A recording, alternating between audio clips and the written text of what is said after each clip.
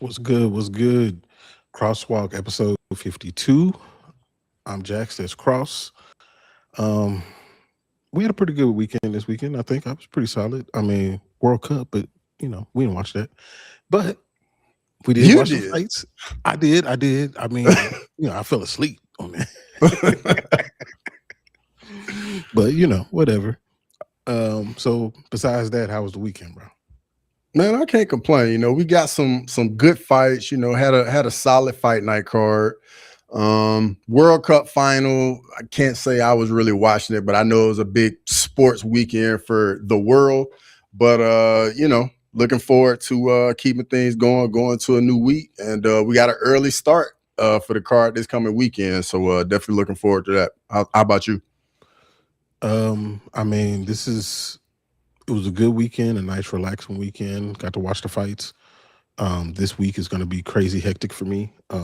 Taking the family out on a vacation. So, bruh, you don't know this yet, but taking your kids and the family out on a vacation, you're going to need a vacation from the vacation afterwards.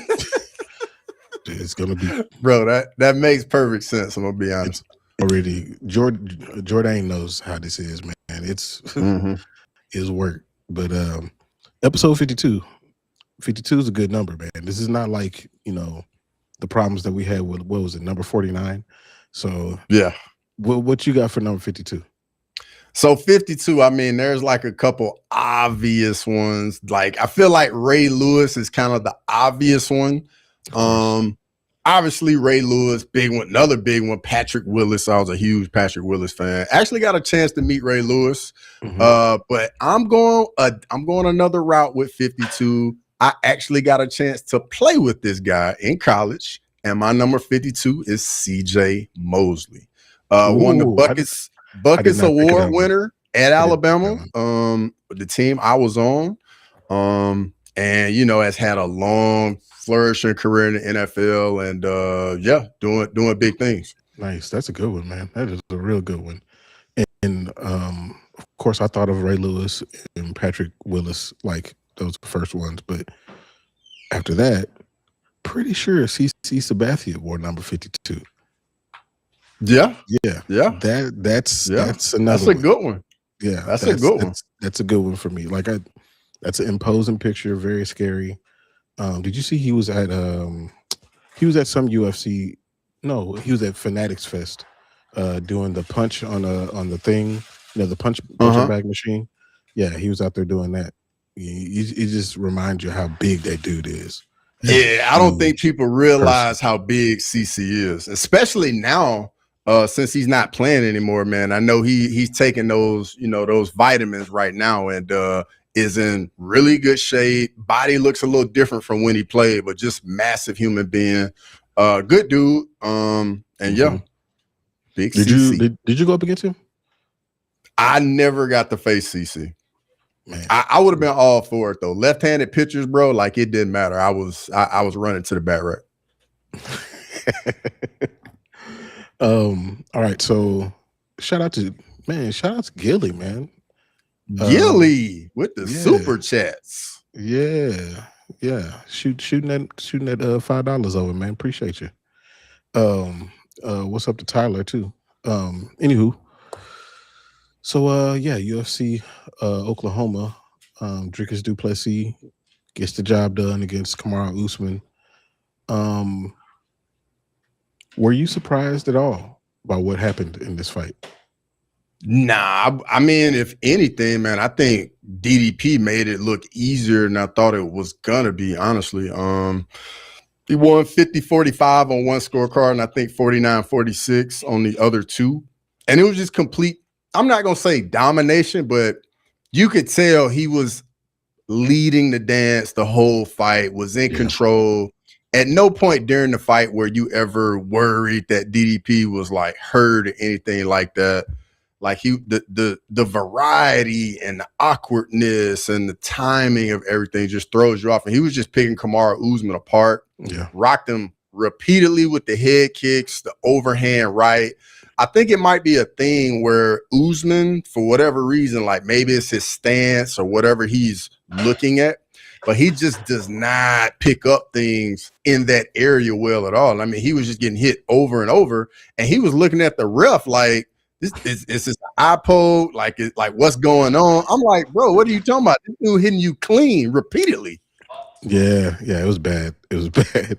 I mean, he just looked small, and I mean, he at the beginning of the fight, DDP fighting on all Kamaru's feints. I mean, all of them, but it didn't do anything. Also, I didn't see Kamaru throwing that right hand, that right straight. Like, I feel like that's punch. That's the one he knocked out Masvidal with. And that's one he knocked Burns down with a jab, but the right straight was hurting him. I feel like that's his best punch, and he was winging a lot of punches, which I didn't understand what was going on. Obviously, the takedown wasn't working, which I said before, I did not think that was even going to really be a factor because, as we all know, he ain't got no knees. So that I knew that wasn't going to be a big deal for DDP. So it went pretty much how I thought it was going to go. I didn't think that Kamaru was necessarily going to get finished, and even though it was touch and go from the second round, actually no, probably from the first round on. He's a warrior for staying in there for sure. Yeah, because he could have got out of there. Plenty of exits that he could have taken, but that being said, DDP put his stamp on it. So, what do you think should be next for DDP coming out of beating a welterweight that came up in weight to fight him? So for DDP, I know going into the fight, he was talking about getting a win. He should get a title fight. He already has the 2 wins over Sean Strickland and all that.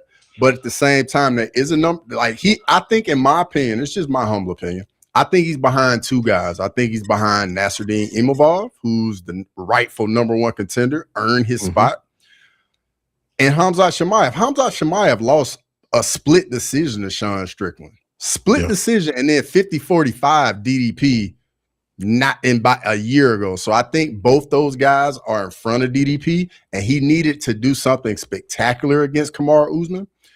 It was a great fight. He looked great, but I don't think it was enough to really jump the queue. And then on top of it, I think you got to beat somebody that at least has a win in the division. Like Kamaru Usman, probably the second greatest welterweight ever. But at middleweight, he hasn't proven anything. And I think when you have a situation where there's a couple different guys that get the title shot, you have to do something that makes you stand out from the rest. Yeah, that's true. It is a weird situation because the champ has beaten both of those already, but he has 2 losses to the dude that's behind those 2 contenders. It's just a really weird situation. But I agree. I don't think that DDP should be fighting for the belt next. I do think it should be Imavov. It's just, UFC politics. I don't know if Imavov's going to get it, even though he definitely deserves it. I did see though that Brandon Allen did call out DDP, so that might be the matchup you could do for DDP. Because I mean, Brandon Allen, ranked very high, so that would make some sense. Yeah, what is he, number 5, 4 or 5? Yeah, I think so. Yeah, and Brendan has actually rounded out his game quite a bit as far as his striking. So it would be an interesting fight, even though I would favor DDP in that fight as well. But what about the other side of it? What about Usman? He never looked like he was going to win the fight. He did probably win a round, 2 if you're being generous, very generous. But he never looked like he belonged at middleweight. But what do you think should be next for that dude?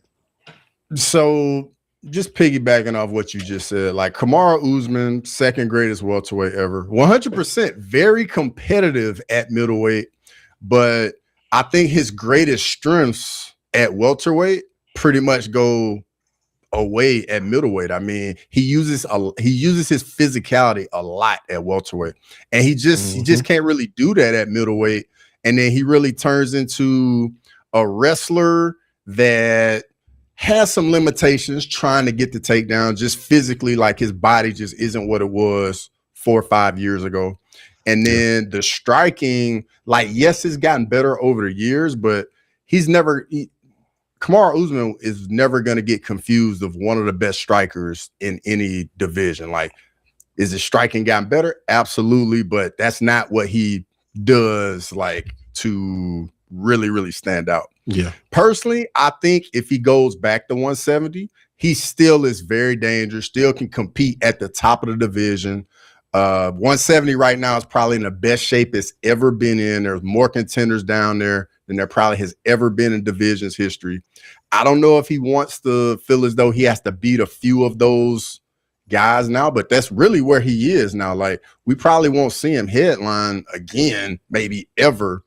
I know me and Ola was talking about this. He's probably going to be, like on the main card for numbered cards, maybe like a featured fight, something like that. But headlining, those days are probably in the review now. I think that he could headline the right fight night. I think it could be something like this. I mean, as far as like making his way back to a championship fight, I think I don't see that happening. But I could see him headlining a fight night if it was against the right opponent. But more than likely, it's going to be kind of the Robert Whittaker treatment, where he just slides down the card. And that's just Chael Sonnen said this a long time ago. Like, you start at the bottom, you start on the prelims, you work your way up to the main card, and eventually you start going right back down. So that's just the way that it is. That's the way it works. Yep. So, who was your MVP of the card? My MVP of the card. My MVP of the card was Tommy McMillan. I thought he came out there, had a phenomenal performance. The striking looked amazing. Shout out to Alberto Montez, man. This dude took a lot of damage until, the fight eventually got stopped in round 3. This guy ate a lot of shots, and McMillan, man, just kept the output on him. Big shots, overwhelmed, and got the TKO. And this guy got some personality, fights like it. And I think if he continues to win, man, his fan base is going to grow because he's got a very exciting fight style. And we like to see that animation, like at the weigh-ins, like he was all in Montez's face. Like, we like all of that. And it's a very entertaining guy. That's my MVP of the card. What about you? Man, I tried to go somewhere else with it and pick somebody else, but it's Tommy McMillan, man. I couldn't go nowhere else with it. It's obviously him. I do worry about him as he moves up, as far as the difficulty of the fighter that he faces. Not to say that Montez was trash or anything like that, because he got some shots in too, clearly. But I think that Tommy's not defensively responsible. But that night, I mean, he did his thing, and he made it. He was the most exciting fighter on the card by far. Yeah, by far. All right, so let's go to stock up. Whose stock went up for you on that one?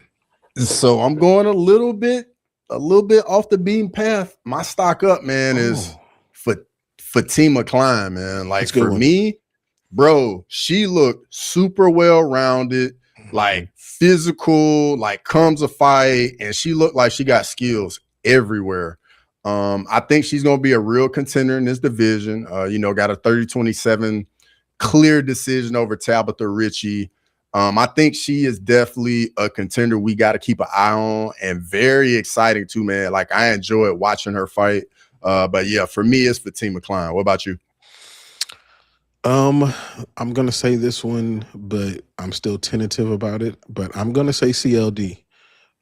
Getting a win over a former title contender, somebody who's been in the top 10 of the division for probably the past 7-8 years. That's a feather in your cap. So his stock definitely went up. He's going to be in big fights for the foreseeable future, for sure. What about stock down? Stock down for me. He won his fight, but it just didn't leave a good taste. But for me, it's Alden Correa, man. Like going in there with Stuart Nickel. This guy was on a massive losing streak in the UFC. I don't think he got a win in the UFC. And it was a battle. Like, I mean, he was giving Correa all he wanted.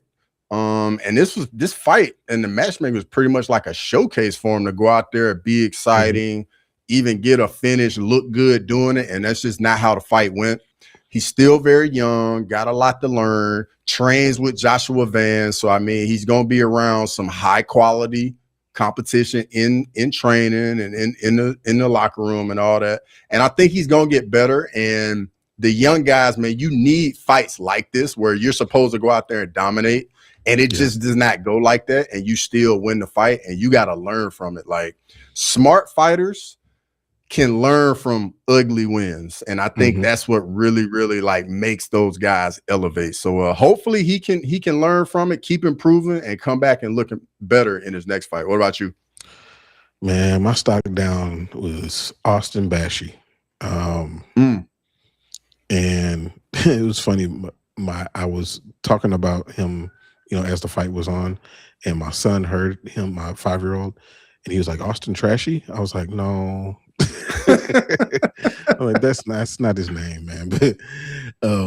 But it's just, man, I don't know if it's gonna click for him. Like, I know that he's gotten a win in the UFC, but I just don't know if he's gonna get over the hump of this lower level competition.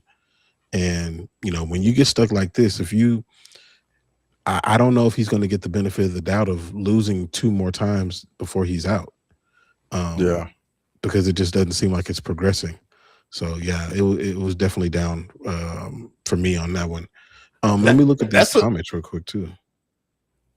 And speaking about Bashi, bro, that was a tough spot, him being in there against Delgado. Delgado's a killer, dog, and massive size advantage. And I'm gonna be honest, man, Bashi was in the fight. Like, he dropped him in the first round. Like, that fight was very entertaining, very competitive. But that's life inside the UFC, man. Every fight can be a tough fight in certain divisions. Let's see. Zelen said Usman is unfortunately buns. It has been carried by athletics until now. Which, I mean, to a certain extent, that's true. I mean, which is what you said. Like, his physical gifts allowed him to be more imposing on the welterweight division as he learned more about his fighting style and what he was good at. Because when he first started that long winning streak in the welterweight division, like, bro, he had like 8 or 9 decisions in a row. Yeah. I was like, I did not want to see him fight Tyron Woodley at all before that fight. But he started to put things together and then started to finish people, which was amazing. Tone said Bashi won that fight. He was in that fight. He was there. Yeah, he was definitely in the fight now, for sure. Yeah, he didn't get mopped, but he did lose. And then Zach said Brendan got to fight someone real too. Yeah. This is interesting. Tell me what you think about this. Western said, how about Usman versus Shavkat at 185? Is that crazy? I just like the idea. I like the idea too. I think it'd be better at 170. But honestly, right now with Shavkat, I really just think for him, man, it's about the rehab, getting healthy, and just getting to where he can get back to it. I'm afraid to get ahead with Shavkat because it seems like, man, just when you start seeing him train a little bit, he may get hurt again. So hopefully he can get back healthy and get back into the UFC. Yeah, Shavkat and Connor might be the only people whose knees are worse than Usman. Yeah, might be the only ones. All right. Looking more into the card. Let me see here. Oh, CLD. Man, let's talk about CLD real quick. Okay. So I know I said stock up on him, and I was very reluctant in saying that. But what was your impressions of CLD after that fight? Like, did you think more highly of him, or Was it just, hey, he got the win, we got to live on that?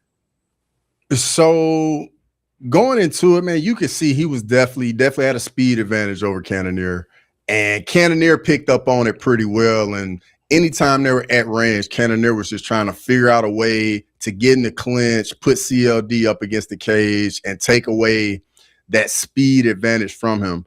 I think CLD is going to have to identify when, like a veteran fighter is trying to do that to him, and he just going to have to figure out a way to avoid getting into the clinch, look to get that underhook, get him off of you, turn, and then get back to range. Because that's what CLD does best, is striking at range. And you gotta, he's going to have to figure out how to, the part of the fight where it's kind of like a guy's trying to impose his will on you and make you fight his fight.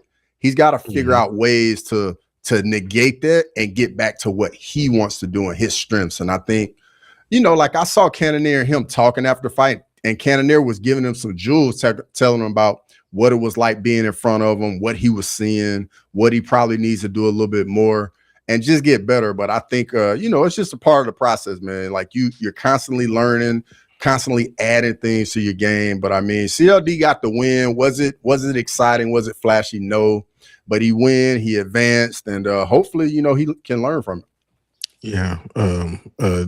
The hello said Cannonier is like 100 years old. And he still is shredded, though. He is. And yeah.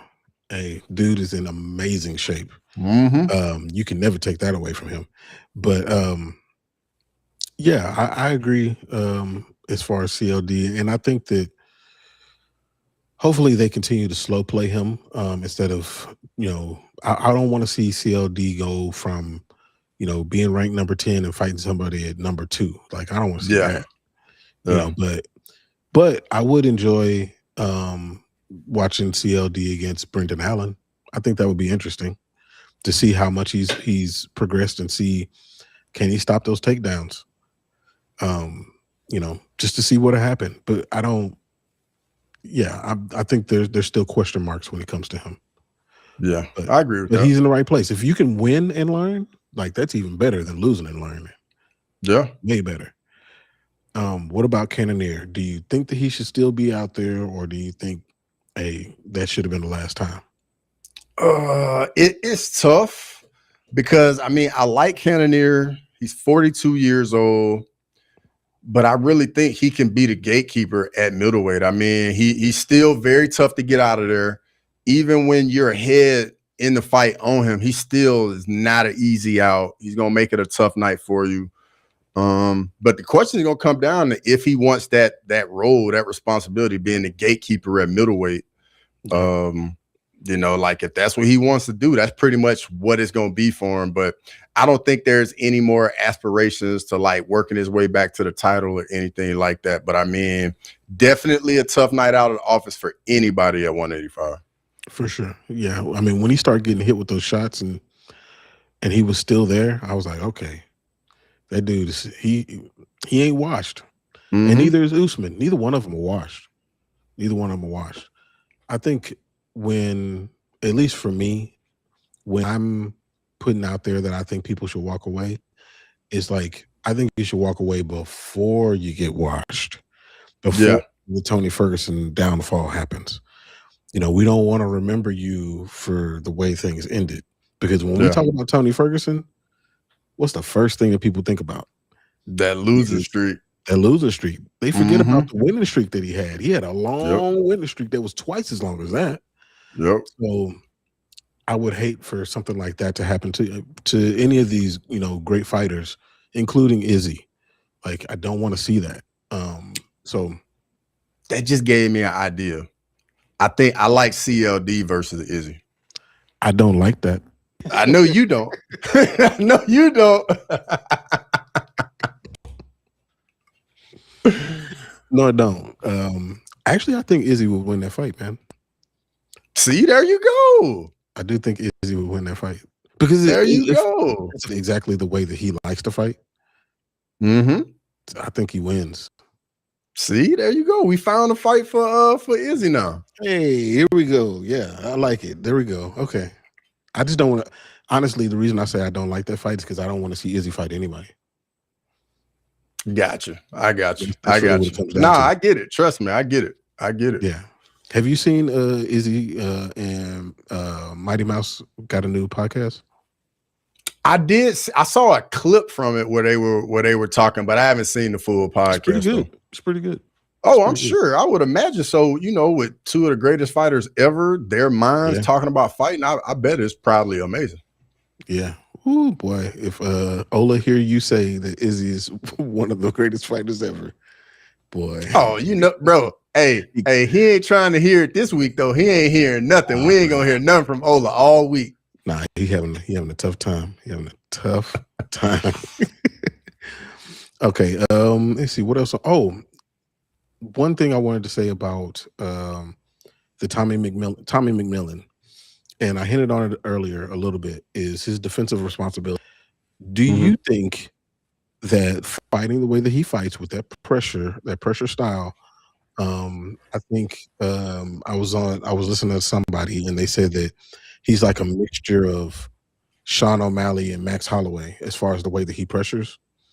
How successful do you think that he can be within the top 15 fighting that way? So I think featherweight is an interesting weight class because it's where that power starts to get to a point to where the night can get ended with one punch. Because I mean, at flyweight, bantamweight, you don't really see it as much, but definitely you see it at lightweight.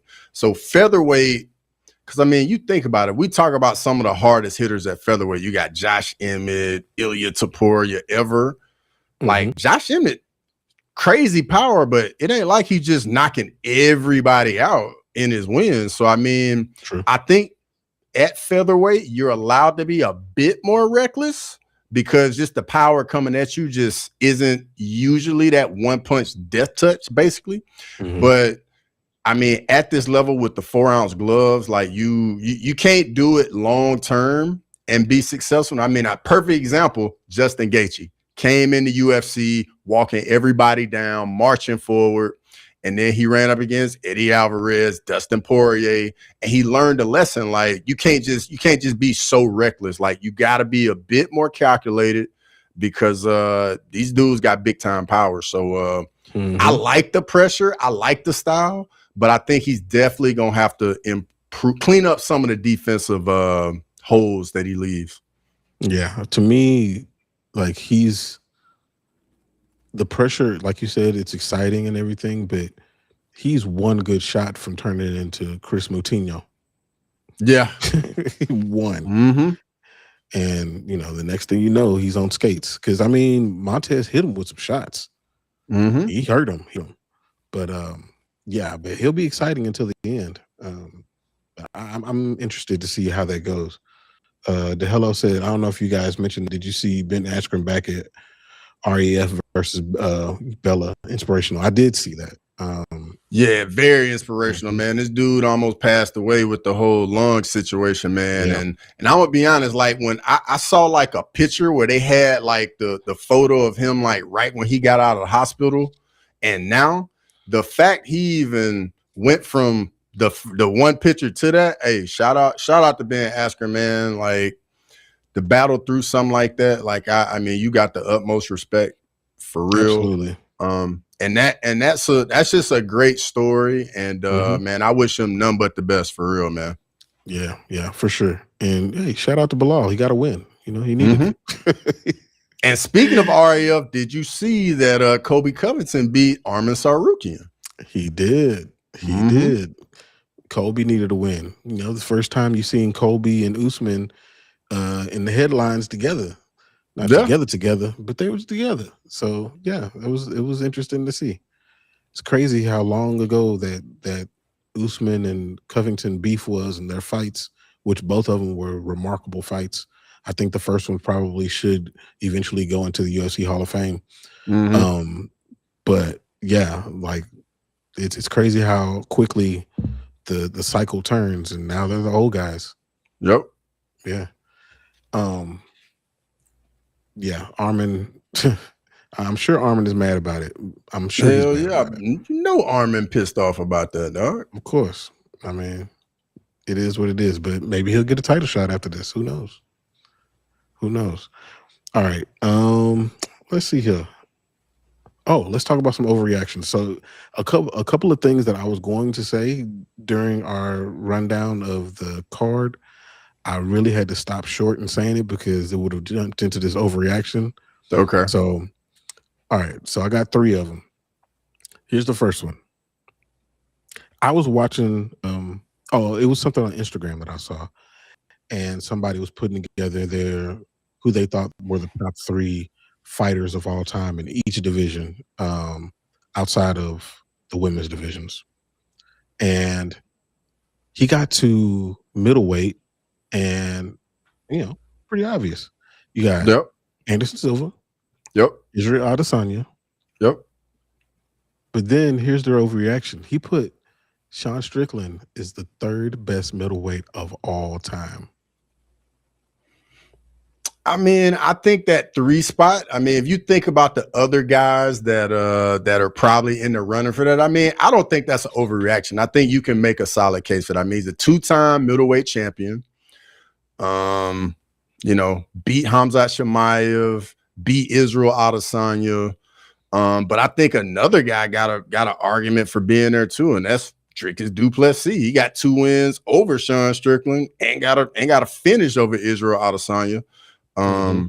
Then even beyond that, I mean, you got Bobby Knuckles, you got Robert Whitaker. I mean, Chris Weidman. Yeah. It's tough, but I think you definitely can make an argument for it. So I wouldn't say that's an overreaction. Yeah, I think that number 3 is tough. But when I saw it, I was like, man, ain't no. And then I was like, well, yeah, actually, which is crazy to say, man. When he had that motorcycle accident, I remember.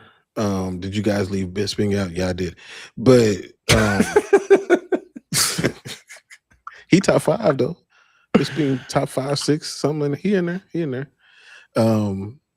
But when Sean Strickland left, had that motorcycle accident, I thought he wasn't coming back, but he came back and he was a whole different guy. And to see him take that and make it to where he's fighting for belts against all-time greats, like, it's wild. It's wild. I thought it was done when he got knocked out by Pereira, honestly. Yeah, and he got knocked out bad too. I think he has a way of making him look even worse when he gets knocked down. It's crazy. Grimy, when it comes to Bisping, man, he was always, up there in the conversation for a belt, and then things had to happen for his chance, and he took advantage of it, and he beat Luke Rockhold. But you see, we're not talking about Luke in this. And Bisping won. He defended his belt against the number 13 guy and Dan Henderson. I don't know how much I'm gonna give you for that. Then he lost his belt against a welterweight. So yeah, that's going to slide you down the list for me. He's an all-time great. Don't get me wrong, but when we're splitting hairs amongst the top 5, top 3, he don't cut it. Yeah, that's fair. Yeah, I mean, nah, he's not even in my combo. For top 3, you would say he's more so like around that 5 range? 5, 6. Yeah. Which is, I mean, what's wrong? Ain't nothing wrong with that. Ain't nothing wrong with that at all. All right, here's another overreaction. Kamaru Usman will fight one more time. I don't think that's an overreaction at all.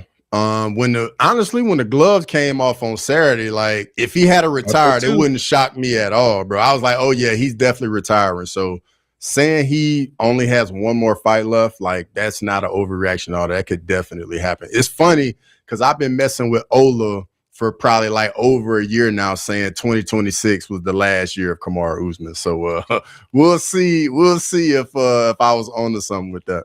Who retires first, Kamaru Usman or Israel Adesanya?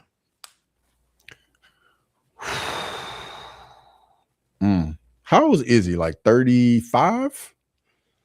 30, 35, 30, somewhere around there? Let's see.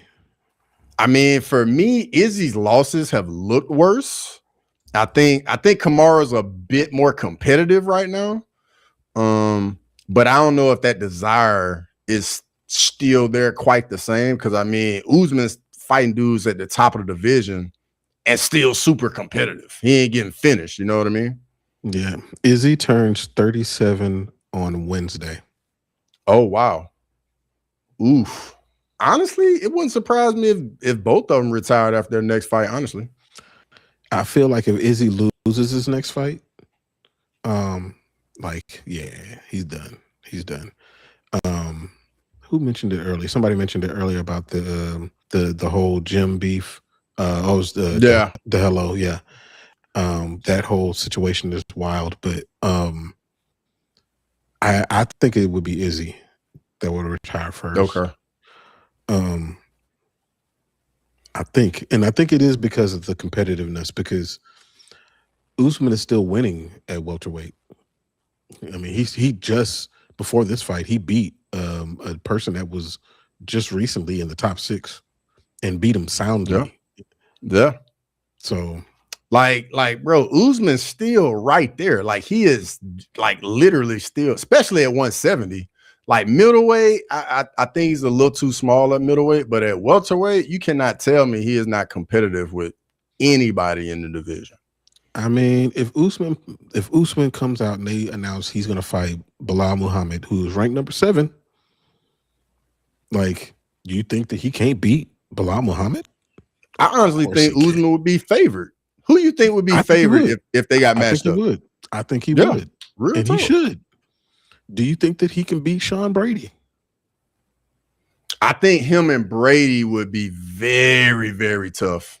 But it's possible. Like, I like Usman in that matchup, but I think it would be very, very tough for both of them. I think that's a tough fight for both guys. Yeah. Yeah. Grimy, he was talking about the top 25 of 185. I don't think he has no business being at 185. That 15 pounds is for real. Yeah. And I said this before the fight. I was like, Dricus Du Plessis is a former light heavyweight, man. He was a light heavyweight and middleweight champion in EFC. That's a big dude. Chris Weidman said that during the fight, DDP was 220 pounds. Yeah. Like, come on, man. Western said, will Izzy move up to light heavyweight? Would he have any success there? I think he can have better success there. I think he can have better success there because I think the skill is a little bit better at middleweight, especially right now. I think that there's people he can beat at 205. I do. I do. But it would be strategically picking the right people. Yeah. Yeah. Is he going to move up just to beat up Oldberg? Bro, that would be a story. That would be amazing if he moved up to 205 and then worked his way to freaking Oldberg. That would be outstanding. That would be wild. That would, and the lead up to that would be nuts. Yes, would be must-see TV. We know all the tea then, boy. We know all bro, everything would come out at that point. Everything. Yeah. That would be crazy. Because you know Eugene gonna start chirping on embedded probably, and then Izzy will hear and it'll probably get nasty. Who would Izzy even train with? Who would be his gym? Where would he go? Probably have to go to go train with Whitaker. Probably. Whitaker's with CKB now. Ooh, I don't know, bro. Probably come to the States then. Or better yet, send him send him Dagestan 2-3 years. Forget, dog. I don't know, man. That would be a weird one. Okay, here's my last one, and this is the one I really had to hold back on. CLD will never be champion. I don't think that's overreaction at all. Like, I think that I can definitely see that. Yeah. The hello says go train with Alex Pereira. They talked about it. Alex talked about it. I don't know if Izzy would be cool with it, but I know Alex talked about it. Or was it vice versa? I think it was vice versa. I think Izzy would definitely do it. I don't know if Alex would do it or not. He might. They're not gonna fight again. So Yeah. what difference does it make? Yeah. It doesn't matter. I was kind of holding out hope for a while that we would see the trilogy though. I was holding out hope. I don't see a point. Because, you know, Alex is still top tier in whatever division he chooses to fight in. So face of the company. Yeah. Izzy failed against Blachowicz already. He did, but I think it's a different situation than then, because when he fought Jan Blachowicz, Izzy was still the middleweight champion. And I think that he was trying to not get too big because he knew I still got to go back down whether I win this or not. And he came into that fight in the 190s. And the 190s was not going to help you against a dude that fights at 215. And Jan Blachowicz took him down. That's the smart thing to do. Why would you strike with him? That's stupid. So yeah, no, I think that he would do it a little bit differently if he were to actually go up there. I think he would go up there to stay. But I don't know. I don't know what he wants to do.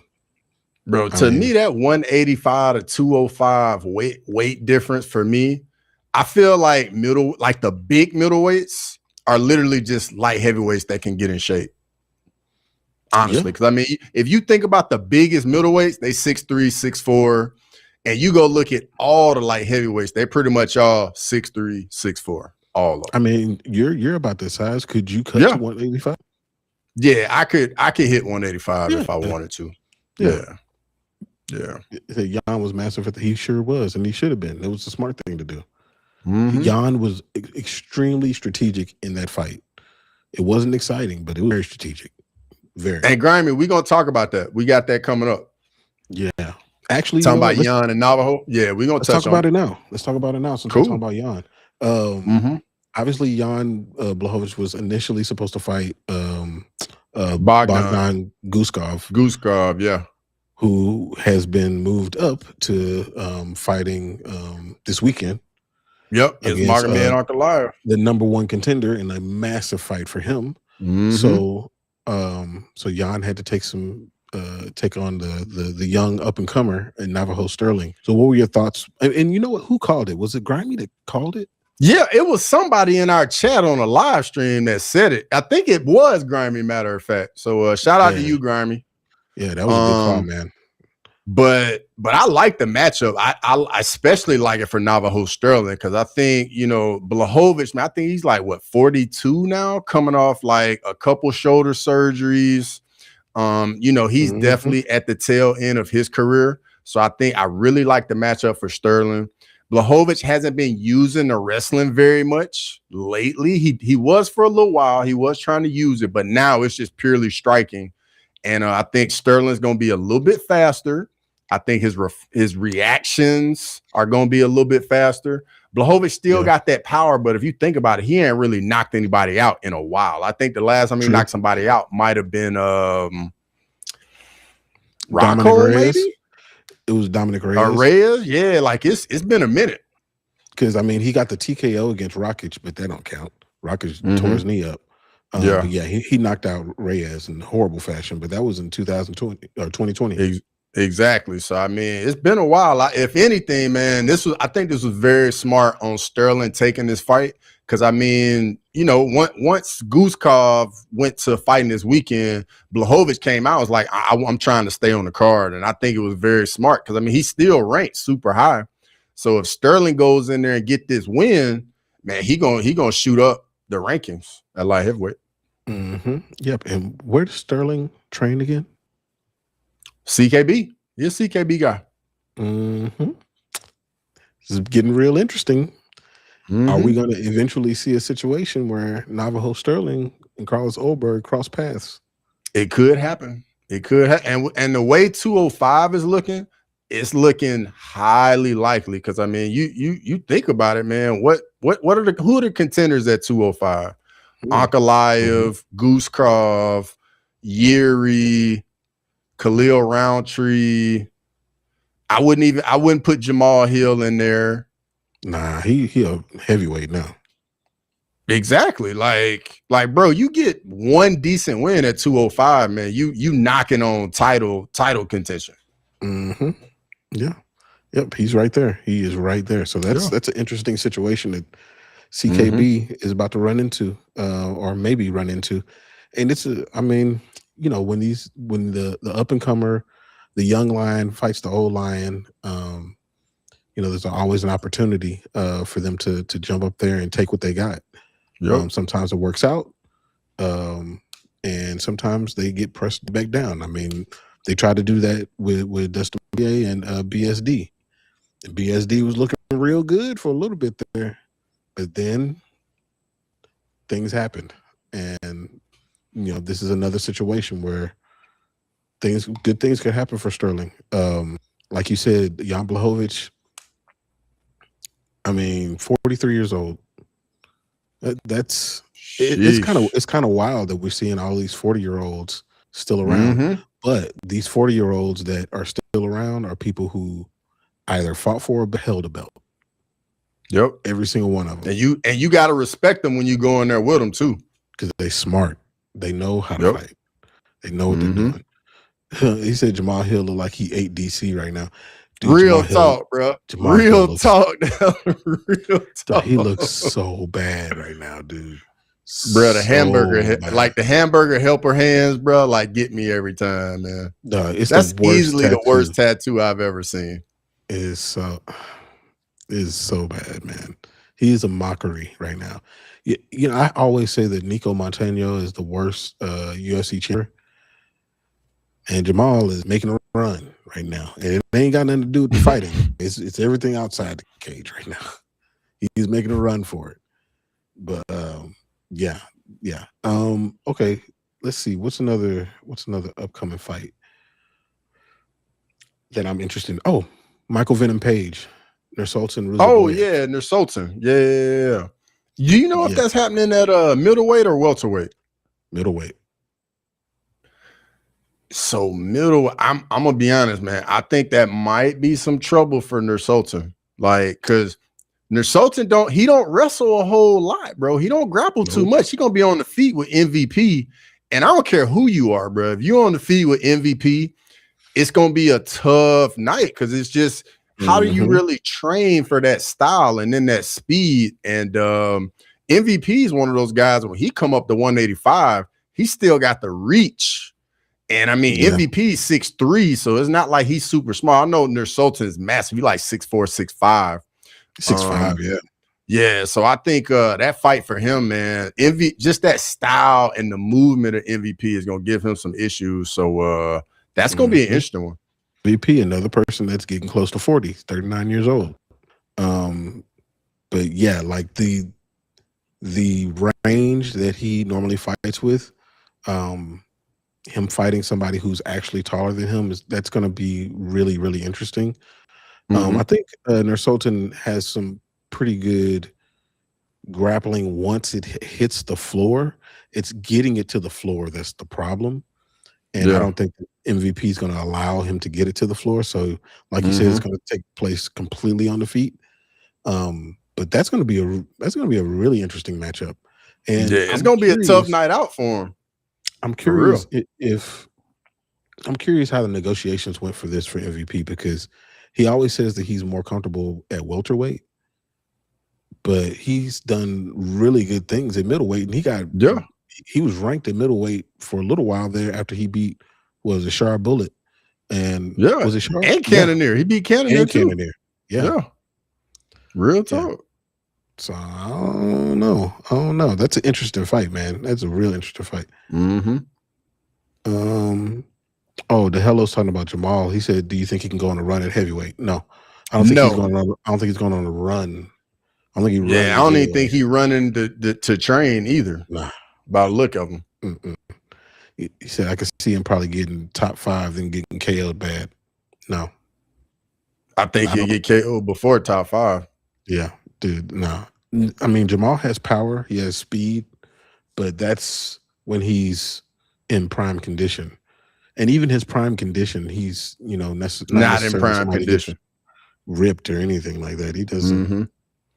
So, yeah, nah, bro, it's not gonna happen for him. I don't even know what he does at this point. I don't. What he's doing now, going up to heavyweight. A division that's equally as shallow as a light heavyweight? You know who I would have preferred for him to fight if he did go to heavyweight is somebody who does have a fight. It's Ryan Spann. He's fighting Mario Ryan Pinto. Spann. Yeah, Pinto beans, as Ola would say. Yeah. So how do you think that fight goes? Mario Pinto versus Ryan? Man, I think Mario Pinto knocks Ryan Spann in the next week. I'm just going, hey, I ain't even gonna beat around the bush, man. Straight up, dog. Yeah, that's a showcase fight to me. That's definitely a showcase fight. I think Pinto puts it on him. How about this one? This is an important fight for the division, but it's still going to be extremely boring. Norma Dumont against Eileen Perez. Man, I did see that fight get announced too, and it's very important for the division. I don't think it's going to be exciting at all. I think Norma Dumont is going to fall right into the trap of Eileen Perez, because if you watch Norma Dumont's fight, she's in a clinch a lot. And I think whenever she gets in the clinch with Eileen Perez, it's going to be trying to get a trip, get the fight to the ground. And then once they get to the ground, I think Perez can get it done on the ground. But yeah, I wouldn't say that's a fight I'm looking forward to for the actual fighting. But I mean, I don't mind looking at the screen, though. I'm going to keep it 100 now. You're right. You ain't wrong at all. So here's the better question. Who looks better, Norma Dumont or Tabitha Ricci? Bro, you playing with my emotions over here, dog. Because Norma Dumont got that wagon, dog. like I'm just gonna keep it 100, dog. That wagon, dog. Tabitha Ricci tough though. I ain't gonna cap. She tough too now. But that wagon Norma got though, bro. That hit a little different right there. Tyler Bett says the Gooners main event. Oh man, dude's watching it with the pants down. That's not good. That's not good. Y'all watching for the wrong reasons. Nasty work right there. It is. Let me see. Are there any other fights I wanted to bring up? Well, I think that this fight will be interesting. Tim Elliott against Edgar Chairez. I think that that's going to be a very interesting fight. Yeah, Tim Elliott, man, his fights are always interesting just because his style is so awkward. And you know, he brings a fight to whoever he's going in there against. And it's kind of like the fight Edgar Chairez kind of needs. Because I mean, he got really good fights over really high level competition at flyweight. So if Chairez can get over that hump, I think he's gonna be in the thick of things at flyweight. For sure. And Tim Elliott, another person that's getting really close to being 40. He's 39 also. It's a lot of 39-year-olds and 40-year-olds still in the UFC, surprisingly. Okay. I would talk about Kelvin Gastelum, but I don't really want to. Oh, him fighting Yusuri Belgori? Yeah, man. How is Kelvin Gastelum still here, man? Bro, I don't know, how is he doing this? Because he's almost 42? He is, but should those fighters that got in for fights should they be announced as Hall of Famers?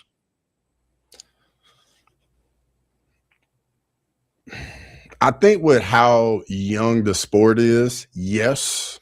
But I think once the sport matures a little bit, gets a little older, probably not. Yeah, no. I don't like it. Like I respect the fight going in for sure. But I wouldn't say that Do-Ho Choi is Hall of Famer. Yeah, but bro, that's one of my favorite fights to go back and rewatch. Amazing fight. Cub Swanson. Bro, I can go back and watch that fight any day of the week, bro. Amazing fight. Fight deserves to be there. I just don't call him Hall of Famer. That's fair. Yeah.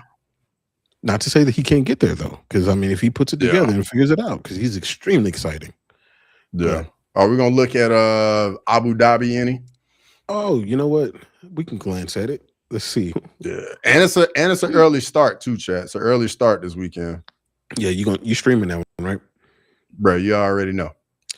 And yeah, I looked at this card, and these are the ones, man. These are the ones that you look at them, and there's not a lot of big name recognition. We got Magomed Ankalaev as the last person, making the walk, so that's always going to be a little sus. But that being said, that Steve Erceg, Ramazan Timarov fight, still interesting.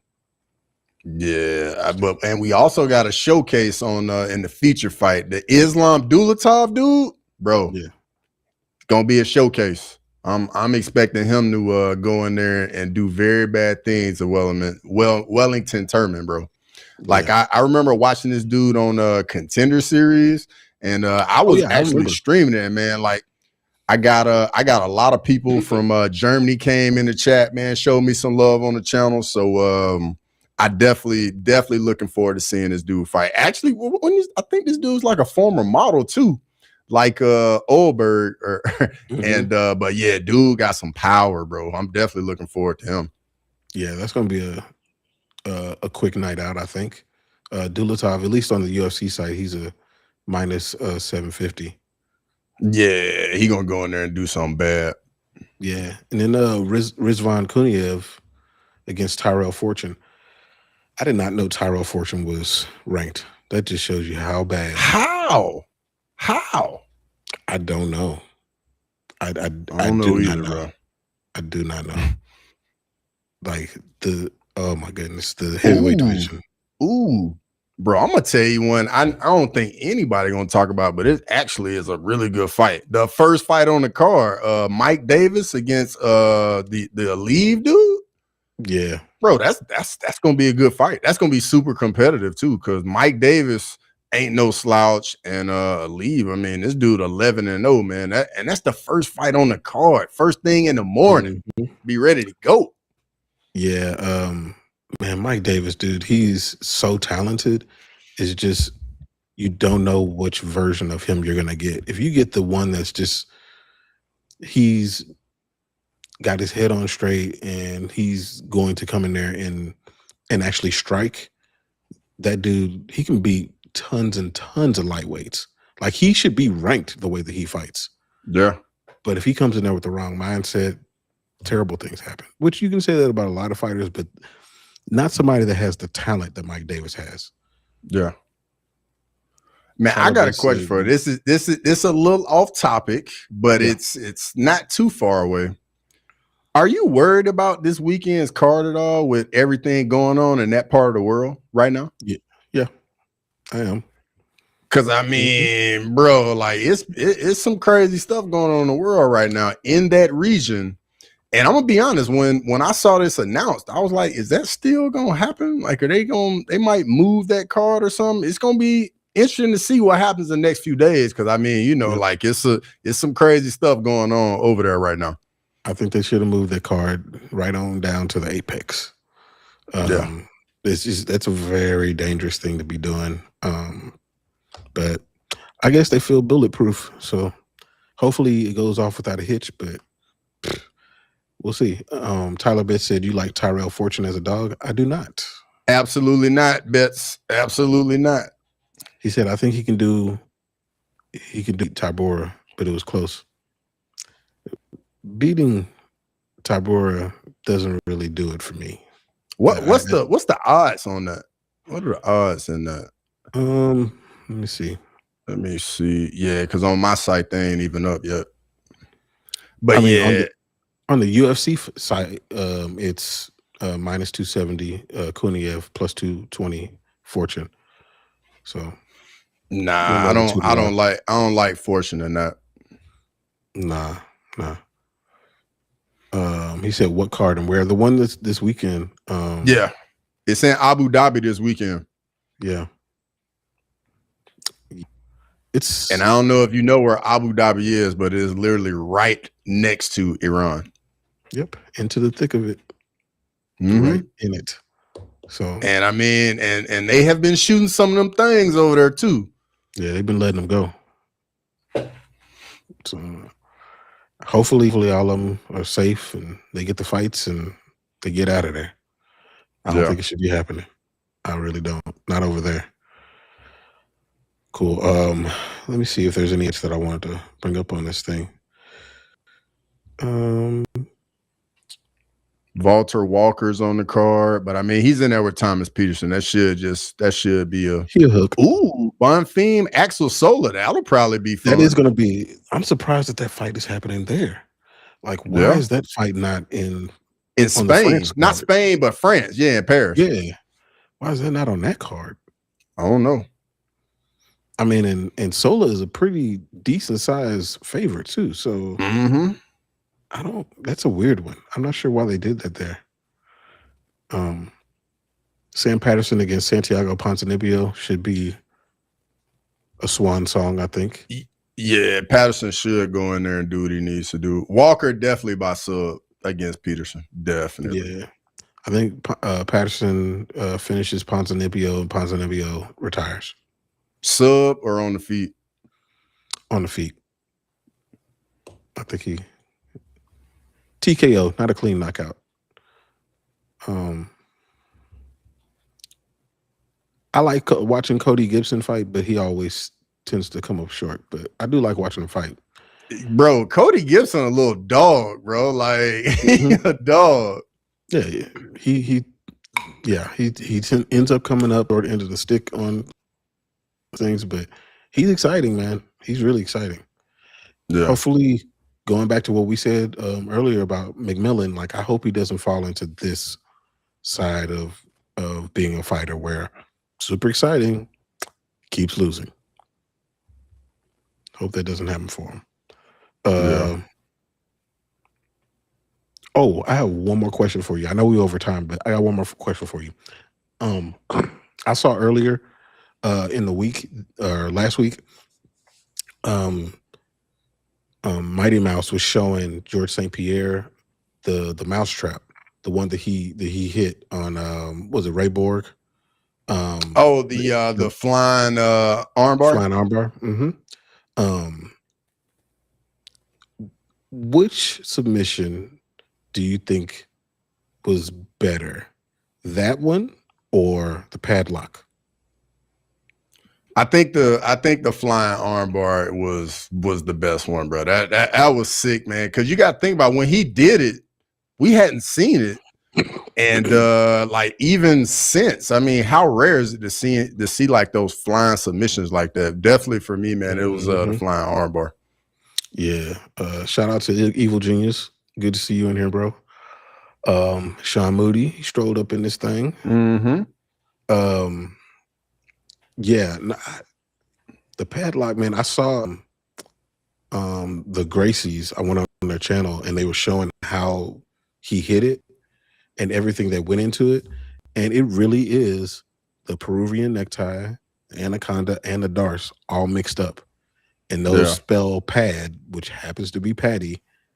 And I mean, for him to actually that, like, that's wild. Like, there's so much symmetry in it. It was pretty dope. I still say that the map is probably this one though. For him to be flying like that is nuts. Yeah. Yeah, Mighty Mouse hit Borg with the dude. It was one of the coldest things I had ever seen. For sure from Mighty Mouse, because he didn't get a lot of finishes. But for him to finish like that, wild.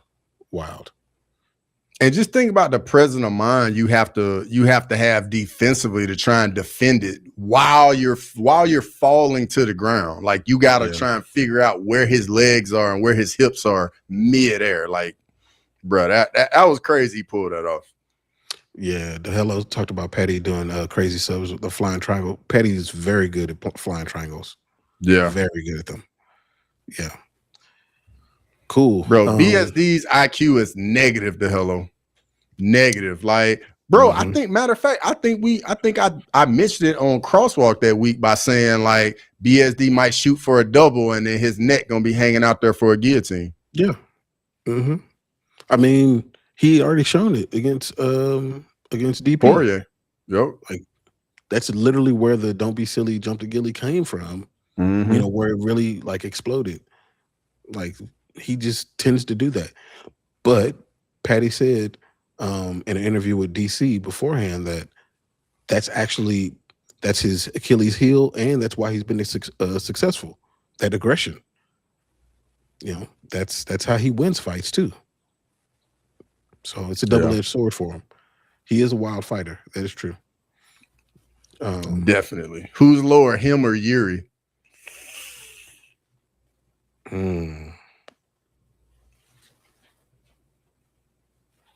That's tough. It is, because bro, Yuri had the title right there in his hands, dog, right there, and then just stood there and got knocked out. He acted like Oldberg lost his power when his knee gave out. It's like, nah, he still got it. He still got the power.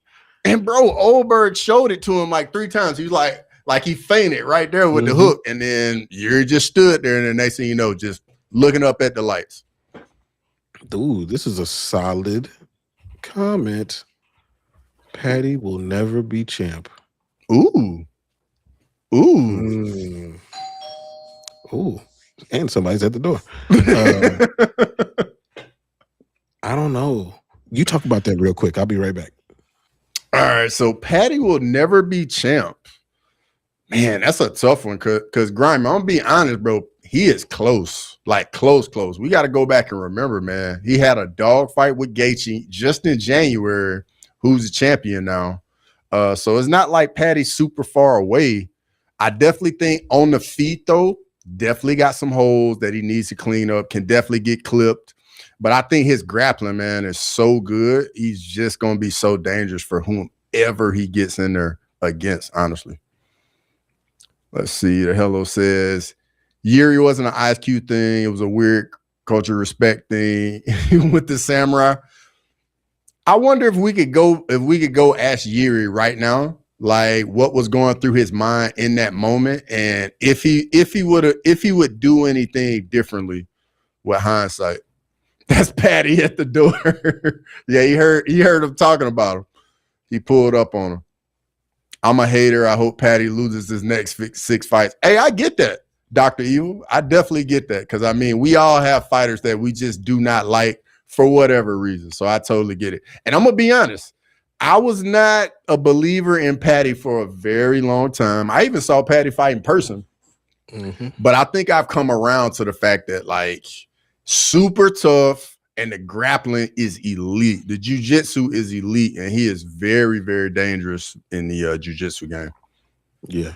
Dr. Evil said he hope he loses next 6 fights. That's messed up.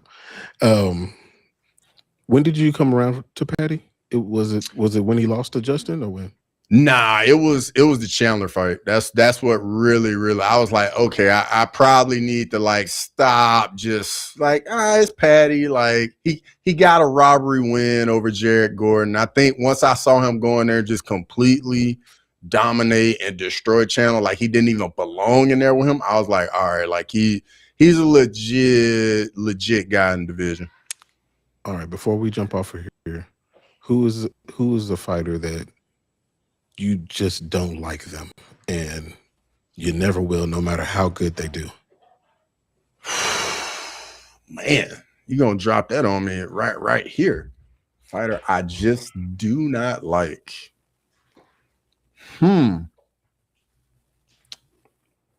That's like really big, real popular. Sean Strickland. Yeah. Yeah, you Sean don't like Strickland. You don't like that dude. Yes, that is the guy for me. Sean Strickland, dog. Man, I mean, I have so many, but I mean, before, definitely Colby Covington. Despised him. Ian Gary. Can't stand him. That's another one. I know a lot of people dislike Ian Gary. Can't stand. I liked him initially, but same. Bro, the Jeff Neal thing, bro. That was it. That was it. When he did that, I wouldn't say I don't like Ian Gary. I would say I'm kind of just like indifferent to him now. Nah, I don't like him. I hope Islam's like Slipping early. Hey, when I saw you scoot closer to the camera, I was like, "Oh yeah, this real right here. This real." He really don't like him because, bro, I said that you perked up, got closer to the camera and everything. Yeah, no, I'm trying to think of there's another one that I can't. I'm sure somebody, but like, I mean, while early on, it was definitely Connor. I did not. I was like, nah. I think, Yeah. but what he said, all white guys. Well, you know, dude, that's so messed up, Grammy. It ain't my fault. That's their fault. Think white guys I just brought up. Yeah, hey, the Neil Magny thing was real messed up by Ian Gary. You remember that? Yes, and that was after like, bro, the he got him in trouble. He got him in trouble with trying to see his kid in real life. He walked around with a shirt with Jeff Neal's mugshot on it. Yeah, bruh, come on, man. Like, dude, and then beat him. I was like, come on, Jeff. What are you doing? Yeah. He said it's our fault. Yep, it is your fault, Grammy. Yep. Yeah. Bet. All right. You'll be streaming this weekend. Yep. I will be out this weekend, but I will watch the fights as much as I can. But yeah, great episode. Until next time, we will holler at y'all boys. Peace. Thanks for watching Crosswalk. Come back next Monday to chop it up. So please, whatever.